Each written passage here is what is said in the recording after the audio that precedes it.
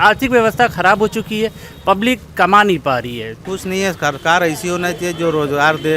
हम जैसे लोग को रोज़गार की बहुत ज़रूरत है, यहाँ के युवा पीढ़ी उनको रोज़गार की ज़रूरत है, लेकिन रोज़गार यहाँ बहुत कम है। हर आदमी अपना देश छोड़ छोड़ के जा रहा है, ये अच्छी बात नहीं है। जो अध्यात्म था, जिसका कोई इतिहास नहीं है, एकदम प्राचीन था, कोई नहीं जानता ये कब कहाँ स्वयंभू हैं, कौन लाया, किसने पैदा किया, कुछ भी कोई नहीं जानता। और इसको उन्होंने उजाड़ दिया 5 मोहल्लों केवल वोट लेने के लिए, क्योंकि 2022 में इनको वोट चाहिए था, इसलिए इन्होंने विश्वनाथ कॉरिडोर बनाया। कॉरिडोर जो बना है, पहले लोग आते थे यहाँ आस्था के साथ दर्शन करने, लेकिन आज आपको मैं बता रहा हूँ कि वो आस्था का विषय ख़त्म हो गया है। आज वहाँ पे लोग आते हैं, टूरिस्ट स्पॉट बना दिया गया उसको। नमस्कार दर्शकों, इस वक्त मैं खड़ी हूँ शिवाला पे। शिवाला में ये दुकान है, भैया जी की ये दुकान है नयाब टी स्टॉल। नयाब टी स्टॉल पे मैं खड़ी हूँ और मुझे इधर लोगों की जो है काफिला मिल गया है लोगों का, तो इधर मैं रुक गई। मैंने कहा क्यों ना चर्चा कर ली जाए, चुनाव पे चर्चा करते हैं। चाय बगल में बन रही है। क्या नाम है भैया आपका? शाहनवाज खान, एडवोकेट शाहनवाज खान। अच्छा, वकील साहब हैं आप? जी हाँ। अच्छा बताइए, बनारस का चुनावी माहौल क्या लगता है आपको? चुनावी माहौल काफ़ी अभी जोर शोर में नहीं है, लेकिन ये है कि आज मोदी जी आके चुनावी माहौल बना गए हैं और ये देखने में कल से आपको आएगा, पेपर में जब छाया रहेगा। अभी तक तो काफ़ी स्लो मोशन में चल रहा है, अब ये जब आज से रफ्तार पकड़ लेगा। आज ये मोदी जी आ गए हैं, ये चुनावी सरगर्मी आज से अपना रूप ले लेगा। अब ये बताइए यहाँ की ग्राउंड रियलिटी क्या है? आप आसपास में देख ग्राउंड देखिए, पब्लिक इस समय सिर्फ समाजवादी को ही पसंद कर रही है। क्यों पसंद कर रही है? क्योंकि वो बिजनेस, सबसे पहले देखिए बिजनेस, आर्थिक व्यवस्था खराब हो चुकी है, पब्लिक कमा नहीं पा रही है। अब एकदम निचले स्तर पर जाएंगे तो बहुत बुरी हाल है, बुरी हाल ऐसे आपको डिक्लेयर कर दें, क्योंकि राशन के लिए लाइन लगा रही पब्लिक। जो पब्लिक अपने पैसे से राशन खरीद के खा रही थी, आज वो फ्री के राशन के लिए उसको लाइन लगाना पड़ रहा है। क्यों लगाना पड़ा? इसका मतलब यही है कि पब्लिक परेशान है, उसको तेल और नमक के लिए लाइन लगाना पड़ रहा है। कितना महंगा नमक नहीं है, लेकिन उसको नमक के लिए लाइन लगाना पड़ रहा है। इसका मतलब कहीं ना कहीं पब्लिक परेशान है, तो सरकार बदलनी चाहिए और बहुत ज़रूरी है सरकार बदलना। देखिए, मोदी जी जो है यहाँ के सांसद हैं, बनारस के सांसद हैं, और हर जात एवं रिलीजन से उन्होंने कैंडिडेट उठाया है, लेकिन अल्पसंख्यक रिलीजन से, आपकी कम्युनिटी से किसी भी कैंडिडेट को खड़ा नहीं किया। इसके पीछे क्या रीज़न हो सकता है? ऐसा है कि बीजेपी को मुस्लिम वोट की ज़रूरत नहीं है, क्योंकि योगी जी ने डिक्लेयर कर दिया वो 80 और 20, तो आप इससे समझ सकती हैं कि क्या है 80 और 20। और मतलब और क्या कहना चाहेंगे आप? बाकी कोई पार्टी, कांग्रेस या बीएसपी? नहीं, बीएसपी तो यहाँ नहीं, क्षेत्र उनका नहीं है, वहाँ के यहाँ से सांसद उनके विधायक नहीं निकलते हैं। ये है कि सपा के विधायक निकलते हैं, इस बार अच्छे निकलेंगे, इस बार सीट निकाल रही है सपा और सरकार भी बन रही है सपा की। क्यों? ये भाईचारा है, गंगा जमुनी तहजीब का शहर है बनारस है, यहाँ गंगा जमुनी भी ही बनी रहेगी, हमेशा थी, आगे भी बनी रहेगी, भाईचारा बना रहेगा। अच्छा ये बताइए, रोज़गार का यहाँ क्या हाल है? रोज़गार, बनारसी साड़ी की हालत बहुत ख़राब हो चुकी है। क्यों? क्योंकि सरकार इस पर काम नहीं कर रही है, सरकार इस पर ध्यान नहीं दे रही है। और फॉरेन करेंसी, आप समझ सकती हैं कि बिजनेस जब होगा, फॉरेन एक्सपोर्ट होगा, फॉरेन करेंसी आएगी, तभी हमारा डेवलपमेंट होगा, तो वो चीज़ें बंद हैं। लोकल स्तर पर साड़ियाँ बिक रही हैं, बन रही है, लेकिन उससे कुछ होना नहीं है जब तक एक्सपोर्ट नहीं होगा। और जो युवा हमारी है, युवा आ रही है, उनके रोज़गार के बारे में क्या कहेंगे? यंग जनरेशन, देखिए बनारस में फ्लो नहीं है, फ्लो इन द सेंस यहाँ पर बेसिक काम है बनारसी साड़ियों का। अगर आप मल्टीनेशनल कंपनी वगैरह, यहाँ कुछ भी नहीं है। मोदी जी आए, कोई ऐसा 7 साल में प्लांट आज तक नहीं लगा जहाँ 5,000 10,000 परिवार को रोजगार मिल सके। ऐसा कहीं तो कोई बताए, कोई बताए एक रोजगार का कहीं प्लांट उन्होंने लगाया? नहीं लगाया है क्या? 5,000 परिवार, कोई बताए? नहीं है। तो अगर एक प्लांट लगा देते, कोई बिजनेस प्लांट लगा देते, 5,000 परिवार को अगर लगा देते बनता, तो आसपास के लोगों को भी उसका रोजगार, 5,000 परिवार को रोजगार लगता। अच्छा एक और बात बताइए, मैं आपकी गली से ऐसे सैर कर रही थी, तो मैंने 2-3 लोगों को पकड़ा, मैंने बोला कि आइए ज़रा चर्चा करते हैं पक्ष विपक्ष पे, तो वो नकार गए। वो उनके मन में बड़ा खौफ है, भाजपा को लेके काफ़ी ज़्यादा खौफ है। कुछ बातें वो बोल रहे हैं जो मैं कैमरा पे नहीं बोल सकती। मैं चाहूँगी कि वो लोग खुद अपने मुंह से बोले। बिल्कुल बिल्कुल, आप तो नहीं बोल सकती। जी बिल्कुल नहीं बोल सकती मैं। तो क्यों लग रहा है आपको कि ऐसा खौफ लोगों के मन में? ऐसा कोई बात नहीं, कोई खौफ नहीं है, वो थोड़ा हिचकिचाहट है लोगों की। क्यों हिचकिचाहट? ऐसा है कि कुछ कम पढ़े लिखे लोग हैं, इसलिए थोड़ा डरते हैं, नहीं समझ पाते, या बेसिकली चीज़ें आपसे डरते हैं कि सवाल आप ऐसा पूछ लेंगे वो जवाब क्या देंगे। और प्लस कैमरे पर, इन द सेंस बोल तो लेते हैं ऐसे चाय की दुकान पर बैठकर, लेकिन कैमरे पर और माइक पर नहीं बोल पाते हैं। आदत नहीं है, और कोई बात नहीं है। आगे बढ़ते हैं। बिल्कुल बोलिए। प्रणाम भैया। हम नहीं कुछ बोल पाएंगे, क्यों नहीं बोल पाएंगे? बस भैया ने जो बोला देखिए स्कूटी अपनी हटा रहे हैं, ये ऐसा खौफ यहाँ पे लोगों के मन में है, ऐसा भय, इतना भयभीत है ये सब। असल में कोई जैसे राजनीति में है नहीं, हम लोग को उतना इंटरेस्ट है नहीं और कोई इंटरव्यू हम लोग दे नहीं पाते। नहीं, इंटरव्यू और राजनीति की बात नहीं है यहाँ पे अपने मन की बात रखने की बात है। यही बात है कि कोई क्या आप सरकार से खुश हैं? क्या बदलाव लाना चाहते हैं सरकार आप? से तो खुश नहीं है। सरकार ऐसी होना चाहिए जो रोजगार दे, हम जैसे लोग को रोजगार की बहुत ज़रूरत है। यहाँ के युवा पीढ़ी उनको रोजगार की ज़रूरत है, लेकिन रोजगार यहाँ बहुत कम है। हर आदमी अपना देश छोड़ के जा रहा है, ये अच्छी बात नहीं है। इससे जो है मैसेज अच्छा नहीं जाता। भाई साहब ने कहा युवा पीढ़ी बड़ी परेशान है। यहाँ पे युवा दिखे मुझे। क्या नाम है आपका? नाम क्या है बोलिए? शायद अली युवा हैं आप जी। क्या रोजगार मिल रहा है आपको? बहुत ख़राब प्रोग्राम है, तो कुछ भी नहीं हो गया है, रोजगार एकदम बेकार है, बैठे हुए कहाँ करे जाए। कुछ नहीं है। आपका क्या कहना है? इस तरफ आ जाइए। समाजवादी पार्टी, समाजवादी पार्टी क्यों? क्योंकि रोजगार को बढ़ावा मिलेगा आएंगे तो। हालांकि योगी जी ने काम किया है, सड़क वड़क जो है सब कुछ सही है, बट रोजगार को बढ़ावा दे दे तो सब सही है। थोड़ा और आगे हम बढ़ेंगे। कैमरामैन से मेरी दरख्वास्त है, आगे बढ़े हम। भाई वो अपने हिसाब से बता रहे हैं, हम लोग अपने हिसाब से बता रहे हैं। सब खत्म हो गया। बनारस को एकदम जो है 5 मोहल्ला वहाँ कॉरिडोर के नाम से खत्म कर दिए, जो बनारस का जान था। हम लोग बनारस को गलियों के हिसाब से जाना जाता था। बिल्कुल, मैं भी कहीं और से आई हूँ और बनारस को मैं गलियों के हिसाब से ही जानती हूँ। बनारस की गलियाँ बहुत मशहूर है और वो सारी गलियाँ हटा दी गई हैं ब्राह्मणों की। कितने लोगों का रोजगार छिन गया है, घर लेकिन छिन आप गए हैं। ये जानिए कि बनारस जो है एक महादेव की नगरी है। एक इतनी किसी को मालूम नहीं, अनादि काल का ये जो है शहर है।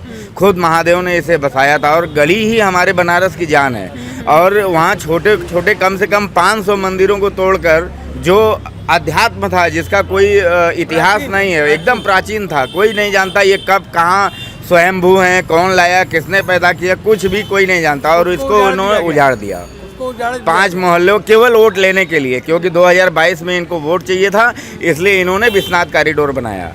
और ये हिंदू मुस्लिम करके केवल बंटवारा कर रहे हैं। कुछ भी बनारस में ऐसा कुछ भी नहीं है, कोई केवल ये मोदी जी आपके राज में कटोरा दिया हमारे हाथ में। बहुत बढ़िया बात की है, बहुत बढ़िया बात की है। ये कॉरिडोर जो बना है, पहले लोग आते थे यहाँ आस्था के साथ दर्शन करने, लेकिन आज आपको मैं बता रहा हूँ कि वो आस्था का विषय ख़त्म हो गया है। आज वहाँ पे लोग आते हैं, टूरिस्ट स्पॉट बना दिया गया उसको। आपने भी देखा होगा, आज वहाँ लोग दूर से ये सोचते हैं कि चले वहाँ चले घूम के आते हैं। पहले आते थे आस्था के साथ दर्शन करने के लिए, आज वहाँ आते घूमने की नियत से। चले देखिए कि वो क्या है, वो सेल्फी ले रहे हैं। वो आस्था विश्वनाथ कॉरिडोर सेल्फी पॉइंट बन गया है यहाँ के लोग का कहना है। थे तो हम लोग सबको लगा था कि साक्षात भगवान आ गए इधर। हम लोग हिंदू हैं इधर, ये मुस्लिम हैं, यहाँ कोई विवाद नहीं है। ये विवाद पैदा कर मैंने ये बात यहाँ पे कुर्सी पे भी बैठ के बोली है कि यहाँ के लोगों में धर्म को लेके कोई बंटवारा नहीं है, सरकार बंटवारा कर रही है। मैडम ये नहीं चलेगा ना, पेट नहीं चलेगा तो कोई हिंदू मुस्लिम नहीं देखेगा। हम लोगों को लगा साक्षात बाबा भोलेनाथ आ गए धरती पर। लेकिन जब एक एक करके नोटबंदी, GST, आधार को बैंक से लिंक कराइए, मारते थोड़ी हैं, आधार बनवाइए, पैन कार्ड बनवाइए, फिर नोटबंदी कर दिए। मतलब हर तरह से आदमी को तोड़ते चले गए। आदमी मैडम आप ये समझिए कि इस बार का जो चुनाव हो रहा है, वो एक बार इमरजेंसी लगी थी इंदिरा गांधी के दौर में, तो वो कोई पार्टी चुनाव नहीं लड़ रही थी, वो जनता चुनाव लड़ रही थी। इस बार बिल्कुल माहौल वही क्रिएट हुआ है। इस बार चुनाव में उतरी है जनता सरकार के खिलाफ, और पूरी जनता ने एकदम स्पष्ट कर दिया है कि एक तरफा चुनाव होगा, एक तरफा अखिलेश को लेके आएंगे, ताकि किसी के मन में किसी तरह का कोई संक्षेप ना रह जाए। और बहुमत के साथ अखिलेश आएंगे, और आप देखिएगा जो भी हिंदू मुसलमान आपस में जो भाईचारा है, जो उसको कायम रखा था, वो आगे भी वही चीज़ कायम रहेगी। आप देखिएगा इस बात को, क्योंकि इस बार चुनाव जनता है मन में कि मशीन में हेरा फेरी करके ये न जीत जाए। इस बात का बहुत बढ़िया बात इस बात का डर हमेशा लगी रहती है। और दूसरा, यादवों को बदनाम करते हैं, गुंडा बदमाश कहते हैं। आज का यादव खुद इतना पढ़ा लिखा हो गया है कि अब वो गुंडा बदमाश नहीं है, अब वो जो है शिक्षा की तरफ गया है, वो धंधा करता है, वो बिजनेस करता है। ये जो है हर जगह यही बताते हैं कि यादव गुंडे होते हैं। तो इससे ये अब यादव बाहर निकल गए, ये अब ये डरे कि अब जो है हम लोग वोट करके इनको हटाएंगे। बीजेपी का आईटी सेल पूरा इस वक्त मोदी जी को हमारे हीरो बनाने के चक्कर में लगा हुआ, जो यूक्रेन और उसमें जंग छिड़ी है। आपको भी नॉलेज होगी। बहुत गहरी बात बोली है वैसे आपने। पूरी आईटी सेल ऐसा दिखा रहा है कि जैसे मोदी जी अगर चाह लेंगे तो यूक्रेन भी वहाँ रुक जाएगा और रशिया भी वहाँ रुक जाएगा, जबकि फंसे हुए हैं ये बीच में। अमेरिका ये कह रहा है कि आप अपना रुख स्पष्ट कीजिए कि आप किसके तरफ से हैं। आप अपना रुख ये तो कह रहे हैं कि हम चाह रहे हैं कि ख़त्म हो जाए, चाह रहा है तो हर कोई ख़त्म हो जाए। वो तो बेचारे जो वहाँ पे है, वो जो लोग वहाँ बेचारे जो स्टूडेंट हैं वहाँ पे, वो जो परेशान है वहाँ पे स्टूडेंट जो रो रही हैं, लड़कियाँ वहाँ रो रही हैं, जो लड़के वहाँ पे रो रहे हैं, वीडियो बना के भेज रहे हैं कि हमें तो इस बात का बड़ा कभी कभी अफसोस होता है कि हम ऐसे देश के नागरिक हैं जो देश आपदा में अवसर ढूंढ रही है, आपदा में अवसर ढूंढ रही है। एयर इंडिया वहाँ जा रही है, फ्लाइट के टिकट जो वहाँ पर अमूमन एवरेज टिकट जो 30 से 35 हज़ार रुपया होता था, 90,000, 65,000, 70,000 रुपया उस टिकट का, 90,000 रुपया टिकट का चार्ज कर रही है उन फंसे हुए बच्चों को वहाँ से यहाँ पे लाने के लिए। ये बड़े अफसोस की बात है। बहुत लॉकडाउन में हम लोग अपने घर के बाहर खड़े रहते थे तो पुलिस आती थी, कहती थी भागो घर में, बाहर मत घूमो, और 4 डंडे भी मार देती थी। तो वो तो चलिए कहीं ना कहीं सुरक्षा के लिए भी बोलती थी। बाद में क्या पैसा कौन बोला? बोलिए। नहीं आपको ये देखिए डर काफी ज्यादा है यहाँ पे लोगों में। क्यों है इतना डर? नहीं है, वो बोल रहा है ना। इस बात का डर देखिए यही है। ये कुछ बात बोल रहे थे, इनके दिल की बात को आप अपनी ज़बान से बोलना चाहेंगे? शायरी बोलना चाह रहे थे। वो बोलना चाह रहे थे कि फूल इस बार कमल का मुरझाया, फूल इस बार कमल का मुरझाया, सब पे नशा अखिलेश का छाया। अरे बहुत ताली बजा दीजिए। मैं इधर आई थी साहब जी से बात करने, लेकिन बहुत सारे लोगों का जो है काफिला इकट्ठा हो गया और अलग अलग सोच के लोग मुझे मिले। एक बात मुझे बहुत ज़्यादा एक शेर सुनाना चाह रहे हैं जी। जिनमें हो जाती है अंदाज खुदाई पैदा, मैंने देखे हो बुत तोड़ दिए जाते हैं।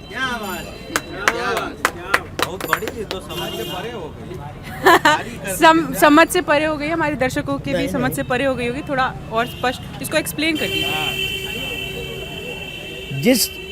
जिसमें हो जाती है अंदाज खुदाई पैदा, जो आदमी अपने को सर्वोच्च मानने लगता है, मैंने देखे वो बुत तोड़ दिए जाते हैं, वो आदमी हटा दिया जाता है। एकदम अभी की स्थिति आप बता रहे हैं वैसे अपनी शायरी से, जो होने वाला है उसके बारे में बता रहे हैं आप। मैं जैसा कि बोल रही थी, मैं आई थी इनसे बात करने, लेकिन काफ़ी सारे लोगों का जमावा इधर हो गया। नहीं चाय ऑफर कर रहे नहीं, काफ़ी सारे लोगों का जमावा इधर हो गया और अलग अलग सोच के मुझे लोग इधर मिले। और सबसे अच्छी बात मुझे ये लगी कि इनका ये कहना है कि बनारस में हर धर्म का इंसान जो है मिलजुल के रहता है, जो कि आपने इधर देखा। यहाँ पे हिंदू मुसलमान हर कोई है। इन्होंने खुद बोला कि ये सारे मुसलमान हैं, मैं खुद हिंदू हूँ, और एक साथ लोग रहते हैं क्योंकि भाई पेट चलाना है। और इसमें टकराव जो है वो सरकार पैदा कर रही है। हिंदू का जाता रहे वो जनाजा, आप देखिए उसमें 10 मुसलमान जा रहे हैं। मुसलमान का अगर जनाजा जाता रहे तो उसमें 20 मैं मुसलमान हूँ, लेकिन एक साथ हम लोग खाते पीते हैं, बैठते उठते हैं। देखिए हिंदू मुद्दा हमारा हिंदू का नाम मुस्लिम है नहीं कि हम एक मंदिर के पुजारी हैं। हमारा का नाम कि देखिए राम मंदिर हो चाहे विश्वनाथ मंदिर हो, हमको दोनों धर्म जाना पड़ता है। हम मस्जिद भी जाते हैं, विश्वनाथ भी जाते हैं, राम मंदिर भी जाते हैं दर्शन करने। हमको सरकार खाने के लिए नहीं देगा। हम जब तक काम नहीं करेंगे, रोजगार हमको नहीं मिलेगा, तब तक हम कैसे करेंगे। हमारा का नाम ये है, हमारे जो प्रधानमंत्री मोदी जी हैं, उनका हमारा एक बहुत बढ़िया बात लगता है। चाहे उस साला बीजेपी क्या कहा जाता है, सभा शादी का भी चुनाव हो, तो क्या भैया कि मोदी जी अपना रैली खुद करने आ जाते सभा शादी के भी चुनाव में भी। प्रधानमंत्री यार तुम्हारा एक गर्व वो होता है, और तुम आ जाते हो सभा शादी के भी चुनाव में। अभी हम मोदी जी आ गए, ये कोई बात होती है? अब मोदी जी कल आ रहे हैं बनारस में, क्या अभी अब मोदी जी की लहर, अरे मोदी जी क्या अब इस बार तो दिखाएगी मोदी जी की लहर क्या है। इस बार तो हम सीधी बात कहते हैं। वो कहते हैं जो राम को लाया है, मैं उसको क्या राम को वो लाए हैं, हमको नहीं समझे, वो राम को लाए हैं। राम को लाए तो नीरव मोदी को भी लेके आ जाएं। तो दाऊद इब्राहिम राम सबको लाए हैं, राम सबको लाए हैं, राम को कोई नहीं ला सकता। उनका कहना है कि मैं राम को लेके आया। राजा दशरथ तब कौन है?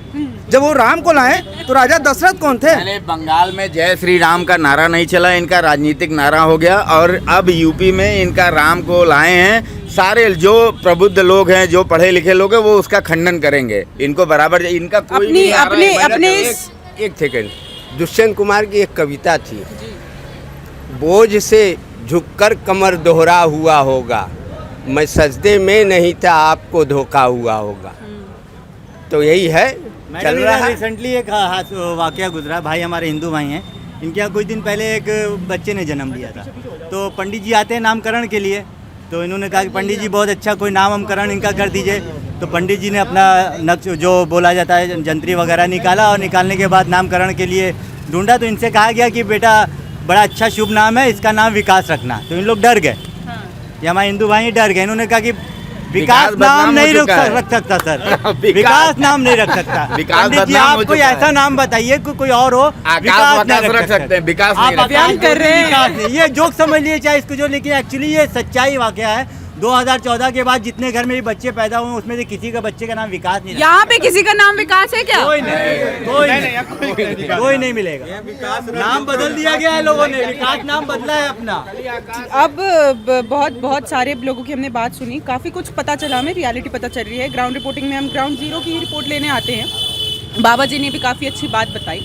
इन सब का, जैसे कि मैं हर वीडियो में बोलते आ रही हूँ और आगे भी बोलूँगी, कि इन सब का जो फाइनल रिजल्ट है 10 तारीख को होगा, आने वाली 10 तारीख को होगा। तब तक के लिए कौन क्या बोले, सबकी बात सुनना हमारा धर्म, भाई पत्रकार का धर्म है। करेंगे नहीं तो रोटी कैसे खाएंगे? क्यों? अब जो है 10 तारीख को, आने वाली 10 तारीख को इस सभी बातों का जो है रिजल्ट निकल जाएगा। लेकिन तब तक के लिए देखते रहिए न्यूज़ नशा। मैं तान्या, कैमरामैन इंदर मोहन के साथ। और आप हमसे जुड़े रहने के लिए सब्सक्राइब करें YouTube पर, फॉलो करें Twitter पर और लाइक करें Facebook पर। और ज्यादा जानकारी के लिए आपको टाइप करना होगा सिर्फ न्यूज़ नशा।